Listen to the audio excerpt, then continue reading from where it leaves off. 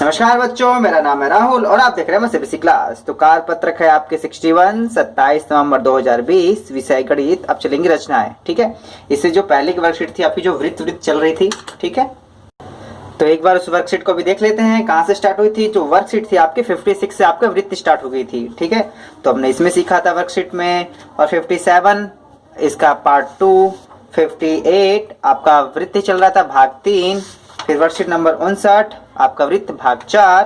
ठीक है, उसके बाद आपका जो वर्कशीट था या कारपत्रक 60 था, उसके बाद वर्कशीट का जो लास्ट वर्कशीट थी आपकी वृत्त की, वो 5वीं वर्कशीट नंबर 60 पे थे। तो 60 से खत्म हो चुका है और आपका 61 शुरू हो गया। 61 से अब स्टार्ट होगी रचनाएं। तो ये सब शुरू करने से पहले आपको पता है हम सपोर्ट मटेरियल को भी देखेंगे कौन सी चीज कहाँ से चल रही है। ठीक है, तो इस प्रकार सपोर्ट मटेरियल ओपन कर लेते हैं हम। इसका इंडेक्स में एक बार आपको जल्दी से दिखा देता हूँ। और जो मेरे पुराने सब्सक्राइबर हैं वो तो देखते हुए आ ही रहे हैं और उनको पता भी होगा कि कौन सी हम चैप्टर हो चुका है, कौन कौन से चैप्टर छूट चुके हैं आपके। विषय सूची, संख्या पद्धति, बहुपद, निर्देशांक जिस पर्टिकुलर हो चुके हैं। ये आपका 5वां आपके सिलेबस में नहीं है। ठीक है, 9वां भी आपके सिलेबस में नहीं है, कराया नहीं। चतुर्भुज कराया था, फिर समांतर चतुर्भुज इन्होंने नहीं कराया, आपके सिलेबस में नहीं है। जो वृत्त था वर्कशीट 56 से स्टार्ट हो चुकी थी। अब जो आपका चलेगा रचनाएं चलेंगी। और ये वर्कशीट नंबर कहाँ से 61 है, तो यहाँ पे लिख देते हैं WORKSHEET वर्कशीट 61 से आपका रचनाएं शुरू होंगी। तो यहाँ रचना पे टिक कर देते हैं। अगर आप ध्यान से देखेंगे तो आपके सारे चैप्टर लगभग करा दिए गए हैं। देख रहे हो आप, एकदम लाइन से आपके सारे चैप्टर करा दिए गए हैं। एकदम लाइन से सारे चैप्टर आपके करा दिए गए हैं। ठीक है, जो रचनाएं चल रही हैं, रचनाएं की 4 से 5 वर्कशीट आएंगी। अब इसके भी देखो ना, जो आपकी वर्कशीट आई थी 56, 57, 58, 59, 60। ठीक है, वो 5 वर्कशीट आई थी, 5 पे खत्म। और आपकी 61 से आपकी रचनाएं शुरू होंगी। तो उम्मीद है कि मैं आपको जो बता रहा हूँ आपको चीजें समझ में आ रही होंगी, क्योंकि सपोर्ट मटेरियल सबको मिल चुकी है, तो आप यहाँ से अच्छे से देख सकते हैं। ठीक, और ये आपके फ्री फंड के नंबर होते हैं। अगर ध्यान से देखिए, मैं आपको क्वेश्चन पेपर दिखाऊं, ठीक है, तो 9th क्लास का ही है ये। मार्च 2020 में हुआ था, एसए 2 का था। ठीक है, तो आपका पेपर कब होगा तो बता दिया जाएगा जैसे नोटिफिकेशन आएगी। तो यहाँ देखो 4 नंबर का होता है, सीधे 4 नंबर का। ठीक है, फिलहाल ये थोड़ा सा सवाल लेंदी है, 4 नंबर का है। लेकिन जो आपकी अभी वर्कशीट आई है ना, जो पहली रचना है, तो काफी सिंपल है आपकी, और काफी आराम से करेंगे, प्यार से करेंगे। और साथ के साथ जैसे ही वर्कशीट आपकी खत्म होती है, मैं आपको जो क्वेश्चन पेपर है वो सॉल्व कराना शुरू कर दूंगा। तो आप माई सीबीएसई क्लास से कनेक्ट रहेंगे तो आपको काफी फायदा हो सकता है। तो चलिए स्टार्ट करते हैं हम। तो चीजें इसमें क्या है कि बच्चों, एक रेखाखंड, एक लंबवृत्त विभाजक खींचने के लिए हम रेखाखंड के दोनों अंत बिंदुओं से रेखाखंड की लंबाई के आधे से अधिक लंबाई की त्रिज्या लेकर रेखाखंड के दोनों ओर एक एक को प्रतिच्छेद करते हुए चाप लगाते हैं। ये चाप एक दूसरे को जिन बिंदुओं प्रतिच्छेद करती हैं, उन्हें मिलाने पर दिए हुए रेखाखंड का लंब समद्विभाजक प्राप्त होता है। तो कहने मतलब ज्यादा भी ये मुश्किल नहीं है, आपको बेशक पढ़ के लग रहा होगा मुश्किल है। उदाहरण नंबर 1, उदाहरण नंबर 2, जो दोनों हैं वो करेंगे। अगर आपको बताओ, जो उदाहरण नंबर 1 है वो आपका यहीं पे, इसका जो क्वेश्चन है आपका ये रहा, आपका सेम टू सेम है। ठीक है, जो उदाहरण नंबर 2 है वो आपका क्वेश्चन नंबर 4 है, तीसरा है यहाँ पे। तो आप, ठीक है, डायरेक्टली हम उदाहरण 1, उदाहरण 2 को छोड़ के हम डायरेक्टली हम क्वेश्चन पे आते हैं। अगर आप क्वेश्चन कर लोगे, उदाहरण कर लोगे, क्योंकि इससे डिट्टो सेम टू सेम है। ठीक है, तो चलिए हम करना स्टार्ट करते हैं। जो ये ऊपर की स्टेटमेंट है ज्यादा मुश्किल नहीं है, ये हम अभी करेंगे तो आपको ये भी सब भी समझ में आ जाएगा। ठीक है, तो वर्कशीट 61 अभ्यास, और इस पे है प्रश्न नंबर 1। तो प्रश्न नंबर 1 में क्या कह रहा है कि ये एक त्रिभुज PQR की रचना करनी है। ठीक है, PQR की रचना, जिसमें PQ बराबर 4 सेंटीमीटर, QR बराबर 3.5 सेंटीमीटर, PR बराबर 4 सेंटीमीटर। यह किस प्रकार संभव है। ठीक है, यह किस प्रकार का त्रिभुज, ये भी बताना है आपको। एक त्रिभुज रचना करनी है, का आप रफली बनाए। ठीक है, तो आपको बनाना है यहाँ पे जो नीचे दोनों सेम है। पहले मैं 3.5 इसे ले लूंगा। ठीक है, इसे QR मान लूंगा, और ये 4 सेंटीमीटर, ये 4 सेंटीमीटर। ठीक है, और इसे मैं बना लूंगा क्या, P। ठीक है, तो इसे ही, इसको देखते हुए मैं बनाऊंगा और बाकी चीजें को लिखना पड़ेगा आपको। ठीक है, तो चलिए स्टार्ट करते हैं। मैं यहाँ पे पेन का इस्तेमाल करने जा रहा हूँ। ठीक है, आपको हमेशा पेंसिल का इस्तेमाल करना है, क्योंकि पेंसिल से कोई गलती हो जाए तो उसे रफ भी कर सकते हैं, और पेन से करेंगे तो आपके नंबर काट लिए जाएंगे, याद रखना। ठीक है, तो मैं पेन से इस वजह से बना रहा हूँ क्योंकि आपको साफ साफ दिखाई दे। ठीक है, तो सबसे पहले आपको 3.5 सेंटीमीटर का एक रेखाखंड खींचना है QR। तो 3.5 कहाँ पे, 3.51 यहाँ पे हो जाएगा। तो यहाँ पे इस प्रकार से गड्ढा कर लेंगे आप। तो इसे अगर आसानी से खींचेंगे तो यहीं आके रुक जाएगा आपका, यहीं आके रुक जाएगा। ठीक है, तो मेरे ख्याल से ज़्यादा मैंने नीचे खींच लिया है, ठीक है। तो इसे गलत कर देते हैं एक बार, क्योंकि ज़्यादा नीचे है, क्योंकि 4 दशमलव खींचेंगे तो और ऊपर तक चला जाएगा। तो चलिए खींचना शुरू करते हैं, ठीक है। तो सबसे पहले हम एक रेखाखंड QR बनाएंगे जो 3.5 का होगा। तो 3.5 आपका 3.5 यहाँ मिलेगा। मैं अच्छे से बना लेता हूँ, ठीक है। आपको लास्ट में भी दिखाऊंगा, दोबारा से लिखने में कोई दिक्कत नहीं आएगी, एक बार देखते रहिए। पर यहाँ से लाइन खींच लेंगे, ठीक है। मैं पेन का इस्तेमाल कर रहा हूँ और आपको इस्तेमाल करना होगा किसका, पेंसिल का, ठीक है। रेखाखंड है ये आपका QR, ठीक है, QR। अब यहाँ पे जो त्रिभुज था आपका 4-4 सेंटीमीटर का था, तो Q और R से 4-4 सेंटीमीटर का इसमें एक चाप भर लेंगे, ठीक है। एक त्रिज्या इसमें भर लेंगे 4 सेंटीमीटर। यहाँ से देखेंगे तो 4 सेंटीमीटर यहाँ पे है आपका, यहाँ पे, और इस प्रकार इसको मिला लेंगे, ठीक है। ये आपका 4 सेंटीमीटर का है, ठीक है। तो अब यहाँ से एक बार Q से चाप काटेंगे इस प्रकार, और इस प्रकार से आपका R से। याद रखना कहीं कटेगा नहीं, तो आपको Q से दोबारा से रखना है इसे। कई बच्चे घबरा जाते हैं कि हमारा कटा नहीं है, ऐसे कोई बात नहीं है। अगर आप लंबा चाप करोगे तो ऑटोमेटिक कट जाएगा। अब ये दोनों कहीं पे कटते हैं, इसका जहां कटते हैं उसका नाम देते हैं हम R, नहीं R तो हमारे पास नाम दे देंगे P। अब P को Q से और P को R से मिला देना है, इस प्रकार से मिला देना है आपको, ठीक है।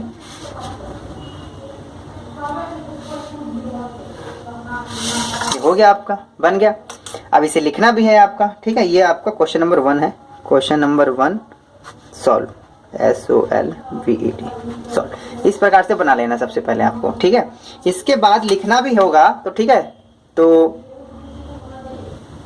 जैसे जैसे हमने किया है वैसे वैसे आपको लिख देना है, सेम डिटो। फिर भी मैंने अपनी लिखने की कोशिश की है कि ताकि आपको लिखने में ज्यादा समस्या ना आए, ठीक है। तो आपको इस प्रकार से पहले बनाना है, ठीक है। उस प्रकार से फिर आपको इस प्रकार से लिखना है। यहाँ पे रेखाखंड QR 3.5 खींचिए, ठीक है। यहाँ सेंटीमीटर लगा दीजिएगा, ठीक है। सेंटीमीटर खींचिए। बिंदु Q और R को केंद्र मानकर 4 सेंटीमीटर का, ठीक है, 4 सेंटीमीटर की त्रिज्या का चाप खींचिए।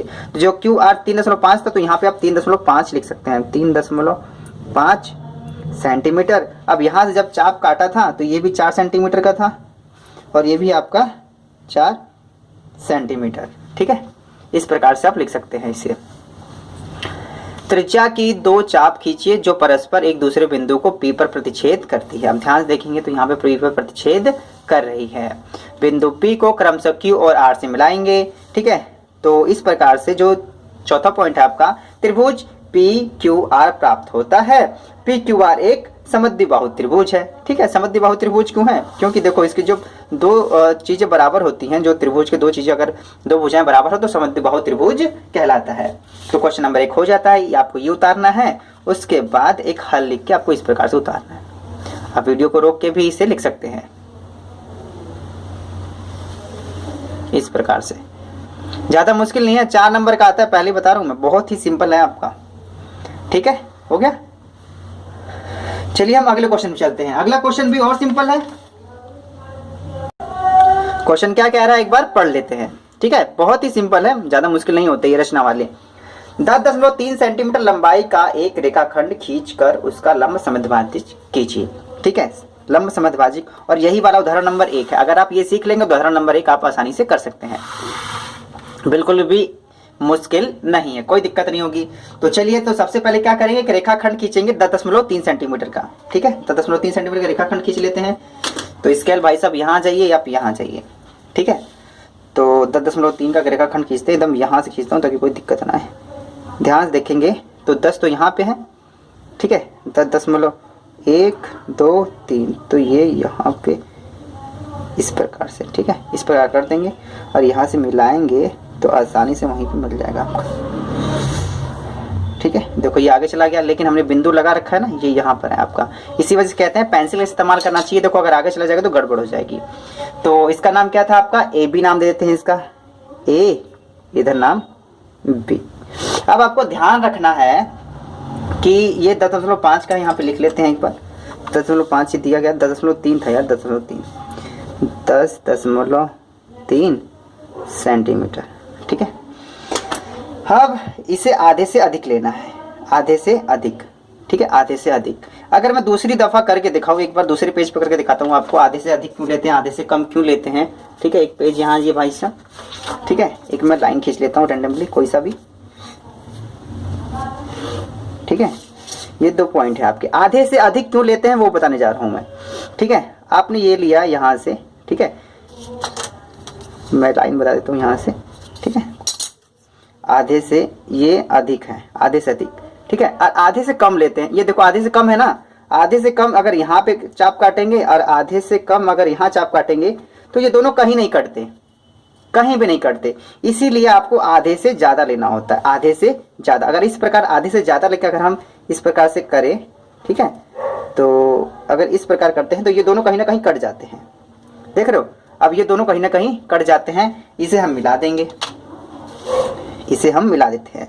तो समझ में आया हम आधे से अधिक क्यों लेते हैं। आधे से कम लेंगे तो कहीं कटता ही नहीं है, आधे से ज़्यादा लेना पड़ता है। तो चलिए अपने क्वेश्चन पे आ जाते हैं। जो 10.3 सेंटीमीटर का था, इसको भी हमें आधे से ज़्यादा लेना है ताकि ये चाप कहीं ना कहीं दोनों एक दूसरे को काट दें। तो यहाँ पे लेते हैं, ये आधे से ज़्यादा है। डाउट हो तो और ज़्यादा ले सकते, कोई दिक्कत नहीं है, और भी ज़्यादा ले सकते हैं। ठीक है, लेकिन आपको दिखाई देना चाहिए ज़्यादा है ना, बिल्कुल ज़्यादा है। तो एक यहाँ पे चाप काट देंगे, एक यहाँ चाप काट देंगे। ठीक है, और फिर ए से आपको यहाँ पे चाप काट देना है और आपको यहाँ पे। अब देखो नीचे नहीं काटा ना, इसका ये मतलब ये गलत है, आपको यहाँ से दोबारा से रखना होगा और इस प्रकार मिलाएंगे तो आपको कट जाएगा आपका। ठीक है, अब मिला देना है किसे, जो ये दोनों जहाँ पे कटेंगे इसका नाम आपका सी और डी होगा। यहाँ पे जो कटेगा सी और यहाँ पे कटा डी। अब इन सी और डी को मिला देना है, सी और डी को मिला, ये इस प्रकार से बन जाता है। ठीक है, ऐसे बनाना है आपको। ठीक है, पेंसिल से बनाएंगे तो और साफ होगा। और याद रखना, कहीं कट रही हाथ से ऐसे कर देंगे तो गलत होगा, हाथ से नहीं करना, आपको इसी चाप से करना होगा।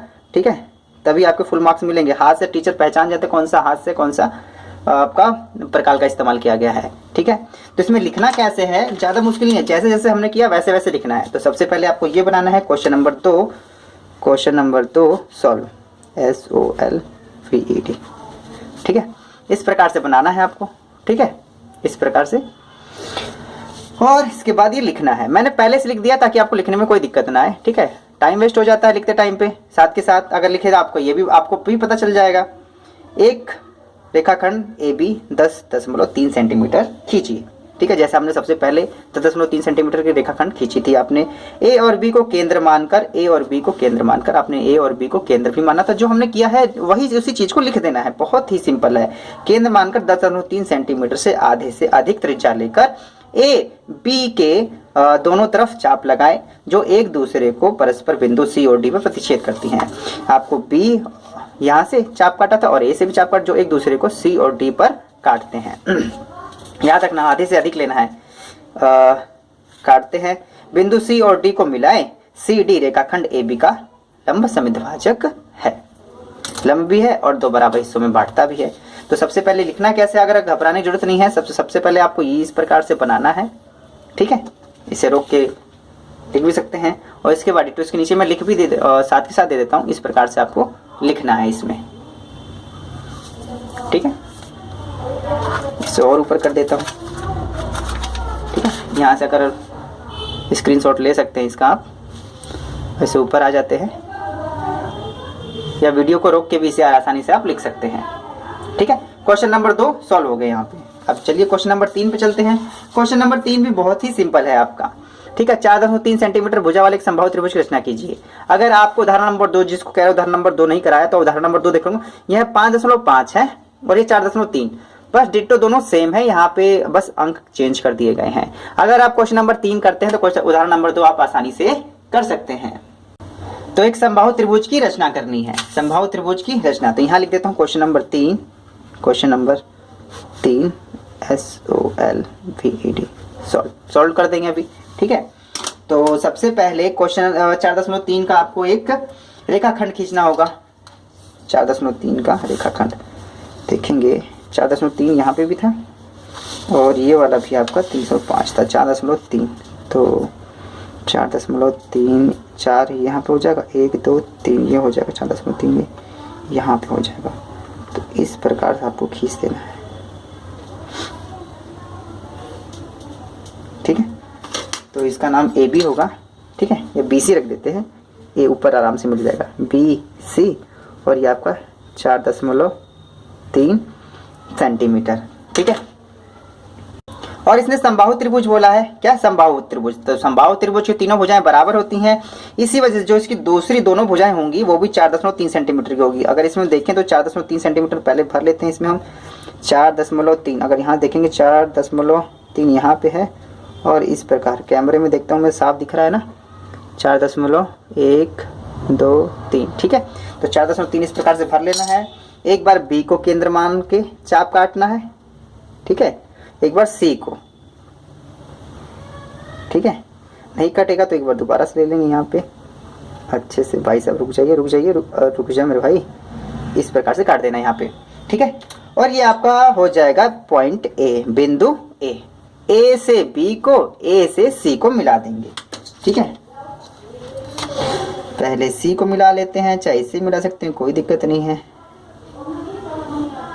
ठीक है, इस प्रकार से इसे मिला लेते हैं।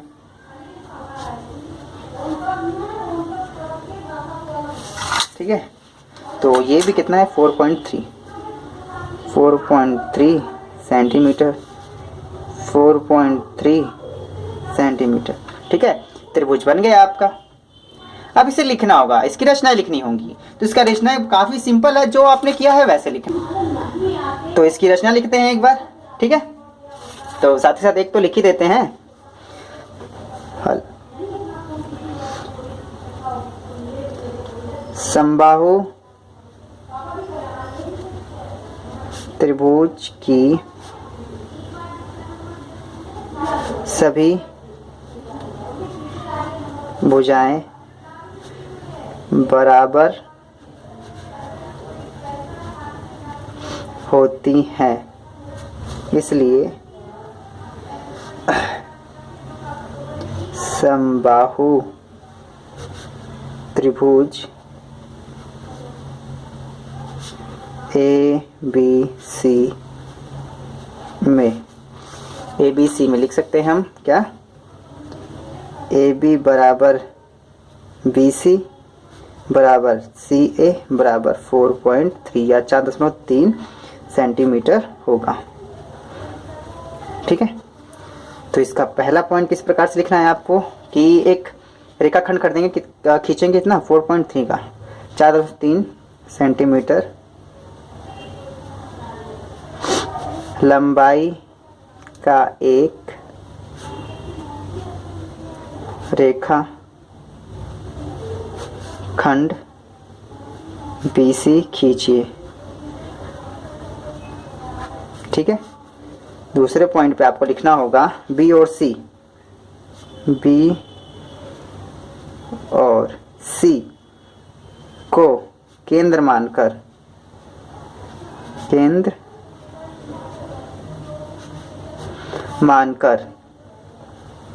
4.3 सेंटीमीटर।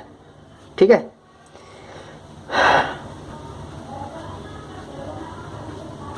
त्रिज्या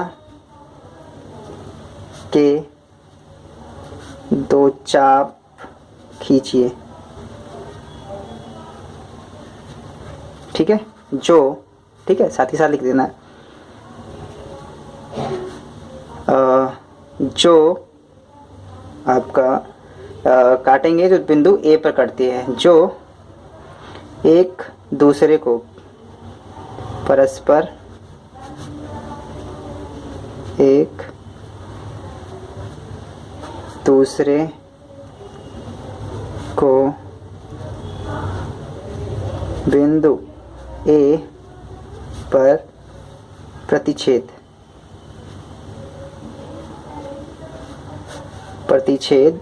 करती है। ठीक है, जब बिंदु ए 2 से काटा था, ये दोनों बिंदु प्रतिच्छेद कहाँ करती है, और ए से बी को ए से सी को मिलाया, बिंदु ए को बी से मिला देंगे, बिंदु ए को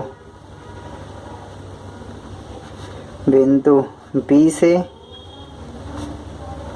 और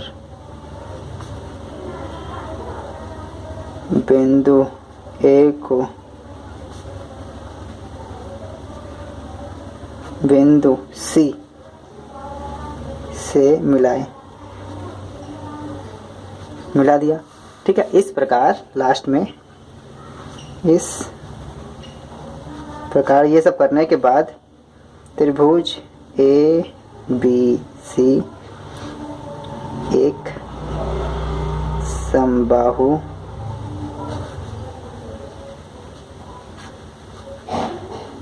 त्रिभुज प्राप्त हो जाता है।